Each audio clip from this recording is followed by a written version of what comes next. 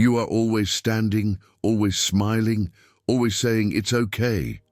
You are that person who others are looking for when they need help, advice, comfort, the one that solves, organizes, carries the weight of others on the back. But deep down, where almost no one has access, you are crumbling.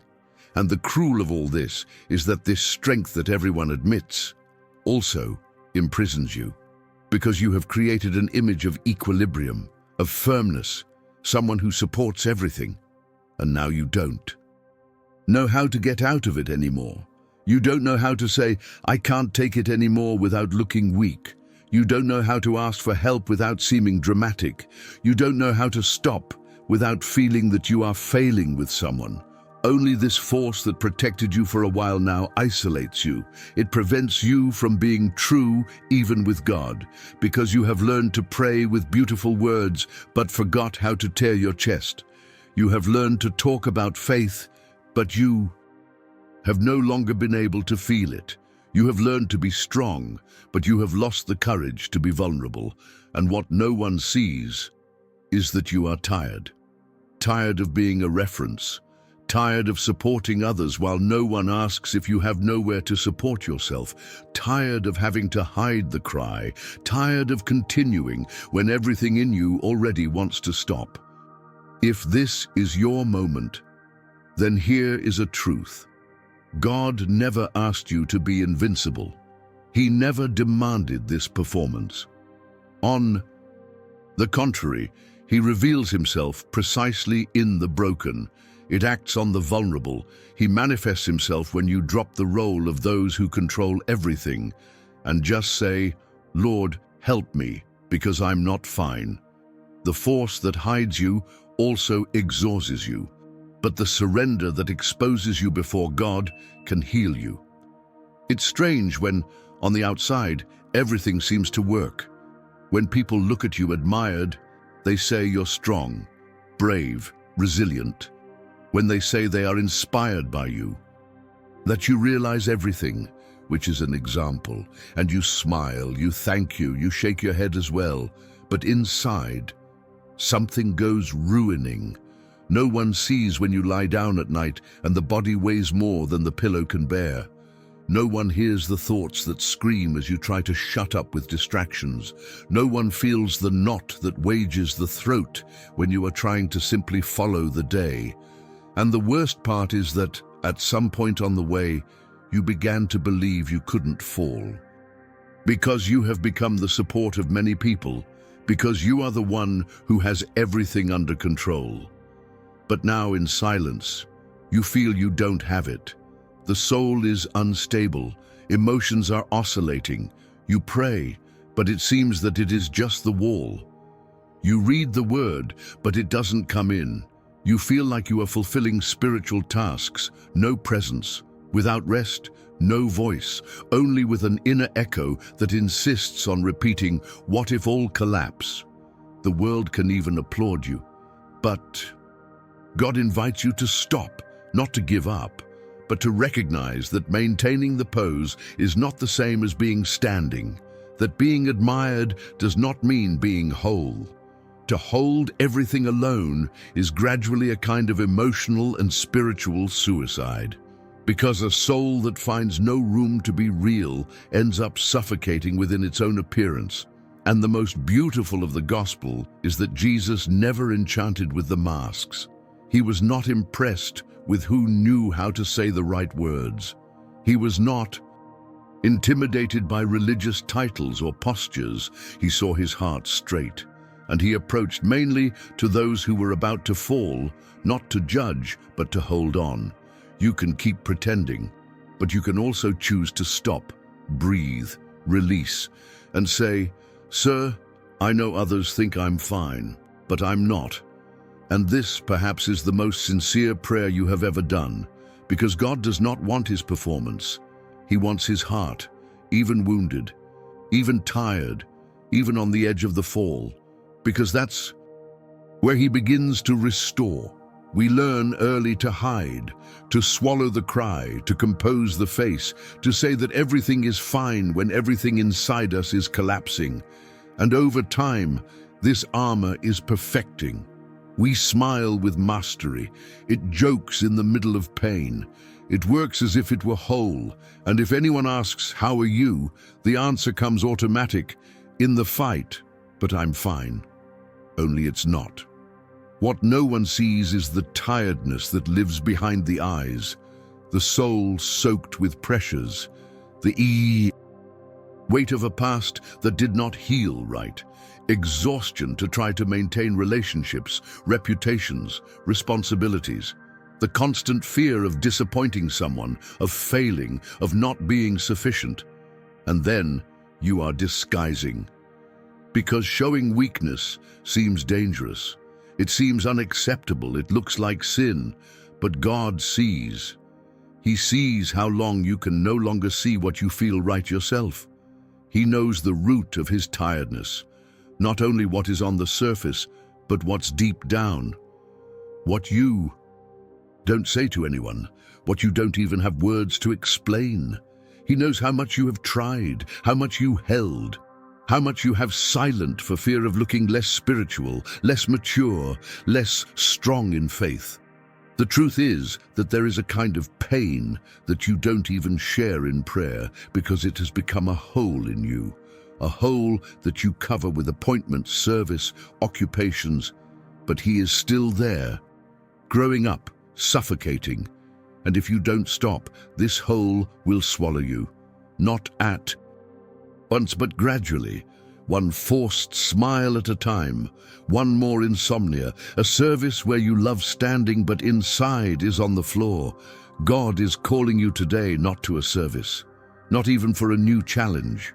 He is calling you to go back to where you can be real with him, where there is no disguise, where it is not necessary to present, where the soul can pour out shameless, without filter, without fear of rejection. Because what no one sees, God has seen, and did not move away. It did not disappoint itself, did not give up. On the contrary, he approached, silently, lovingly, like just a father wounded by the pain of the child can do. And he's ready to play where you hid, because what you disguise, God wants to heal. You learned that you needed to be strong, that needed to handle, that could not fall, that being of God was always ready, always confident, always standing. You have learned that being good is to be functional, which is better to serve than to feel, that it is more important to maintain appearance than to admit weakness. And gradually, without realizing it, it was creating an impossible expectation within it, never to break.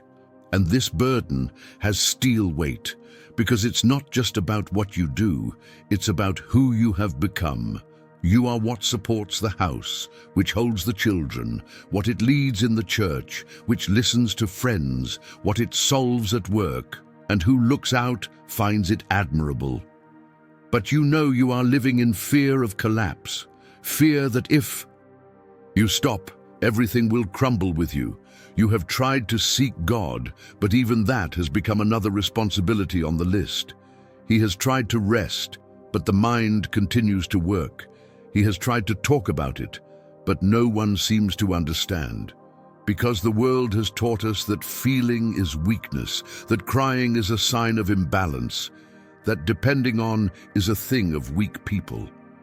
Only the gospel teaches the opposite. Jesus did not choose the strongest. He called fishermen, tax collectors, despised women, failed men, broken people, and he himself cried. It sweated blood. It distressed, asked company, asked for help. He said, "My soul is deeply sad until death." Matthew 26:38. If even the Son of God recognized the weight and did not pretend it was okay, why do you need to pretend? Why do you always need to handle everything? Why do you think you need to carry a life that has never been made to be lived away from a safe shoulder? God didn't call you to work. He called you to live, to breathe, to depend, to be whole, to learn that there is glory to break themselves in the right arms, that there is strength to admit, "I can't anymore," that there is enough love to hold you when everything in you is in pieces. The gospel is not about realizing, it's about delivering what you can no longer carry. It is about accepting that you are not God, and that is precisely why you can throw yourself into his arms. Because breaking is also a healing path, and God is ready to rebuild what you no longer have the strength to support. Have you ever had the feeling that if people discovered what really goes inside you, they would move away? Have you ever thought that if everyone saw the emotional mess you carry, would you stop admiring you, to trust you, to look for you? This feeling of being an imposter, even within faith, has destroyed the hearts of many people who carries the name of Christian, but feels weak inside. And maybe you are exactly there, living between two worlds, what you show and what you feel. In the first, you have control, answers, spirituality. In the second, there is doubts, tiredness, thoughts that do not match what they expect from you. But here is a truth that can set you free. God has never been mistaken about you. He called you knowing his weaknesses. He loved you before you tried to look worthy. He saw you on the worst day in your history, and yet decided to stay. He was not surprised by his fear, his fall, for his tiredness. On the contrary, that's exactly why he approached. He knew, I always knew, and yet he chose to love you with a love that does not change with the seasons. The problem is that while you try to keep the image of someone who has everything solved, you block the access of grace, because grace only comes in where there is truth, and God only transforms what we deliver. If you keep trying to introduce him to an edited version of your soul, you will keep feeling alone, even praying, even serving, even seeking. But the moment you allow yourself to be seen as it really is the moment when healing begins. There is nothing more liberating than looking at God and saying, Father, I'm tired of pretending. I'm trying to look strong, but inside I'm crumbling. And feel right now that he hugs you, not despite that, but exactly for that. Because that's what he does. He looks straight at what you most try to hide and plays with love. He does not point his finger. He doesn't ask embarrassing questions. He does not recite verses like weapons. He simply welcomes. And when God welcomes, he transforms. He rebuilds from the inside out. He cleans what is hiding. He calms what is screaming. He rescues what you thought had already died. You no longer need to get away from him. You no longer need to wear this strength as a shield. God is not impressed by what you show. It approaches what you try to hide. And what he sees never departs him. It only brings it closer. There is a fine line between staying firm and keeping trapped. And many of us have confused courage with denial. They believe that being strong is never crying, what faith is never to doubt, that spirituality is never shaken. But God never demanded an iron soul. What he seeks are broken hearts that have the humility to stop, take the mask, and say, I need healing. Vulnerability before God is the beginning of transformation. That's when you stop pretending to be well and you really start living. Because God does not heal who hides. God heals who allows himself to be touched. And this touch sometimes only happens when you fall to your knees, not for reverence, but out of tiredness. When the cry finally escapes. When control slips from the hands. When you, in the most intimate, decide that you no longer need to protect yourself from God. Jesus never passed straight to those who were collapsing. He sat with the woman of the flow of blood that dared to touch him with faith. He waited for Martha's cry and Maria before resurrecting Lazarus. He stopped everything to hear the shout of the blind Bartimaeus. He reached out to Peter when his faith hesitated in the waters. In all these meetings, there was something in common: wounded people who decided to stop hiding. And that is still worth today, when you set aside the armor of perfection and say, God, look at me as I am for real. He not only looks, he acts. It enters the dark environment of your heart and light's light. He collects the pieces of what broken shapes all over again tenderly, not in a hurry, not with pressure, but with love, a love that restores without condemning, that corrects without crushing, that gets up without exposing. Being vulnerable with God is the strongest attitude you can have, because it is there, when you have nothing more to offer, just your heart into pieces, that grace overflows. That's when you say, I have no way to pretend, that God answers, so now I can start. It is not weakness, it is faith. It is not defeat. It is openness, it is not uncontrolled, it is confidence, because God only heals truth who allows himself to be whole before him, including the injured parts. Lord, today I let the disguise fall. I release the appearances, the forced smiles, the rehearsed sentences. I don't want to look strong anymore while everything inside me is breaking. I don't want to hide the pain anymore, suffocate fear, push tiredness with excuses. Today, I come before you, as I am, and not as I learned to. Look, Father, you know every corner of my heart. You know where it hurts, even when I can't say. You know what overwhelms me, even when I try to pretend lightness. You know how many times I wanted to give up, even as I kept smiling. So I surrender. I deliver myself, with everything that is right, and with everything that is crumbling. I don't want to impress you. I don't want to convince you. I just want to give you what I am, even what is injured, messy, fragile, because I know you are the only one capable of entering the most hidden parts and healing without humiliating me, transforming without violating me, restoring without hurrying me. Jesus, I give you my fear of failing, my fear of disappointing, my fear that if I am not strong, everything goes down. It helps me to believe that I am not the one who sustains everything. You are you. And even if people don't know, even if no one see what I carry, the Lord sees, and the Lord takes care. Today, I rest, not because everything was solved, but because I decided to stop hiding, because I decided to let you in, because I understood that the safest place for me to be real, it's in your arms. Lord, heals what appearance does not reach, plays what the effort does not solve. Break this armor that I dressed for survival and dresses me with your peace, the one who doesn't depend on how things are around, but who comes to know that the Lord is here, with me, inside me, by my side. Thank you for not giving up myself when I almost gave up. Thank you for keeping my name even when I hid behind the strength. Thank you for loving me, not for what I show, but for who I really am. In the name of Jesus, with all my truth. Amen.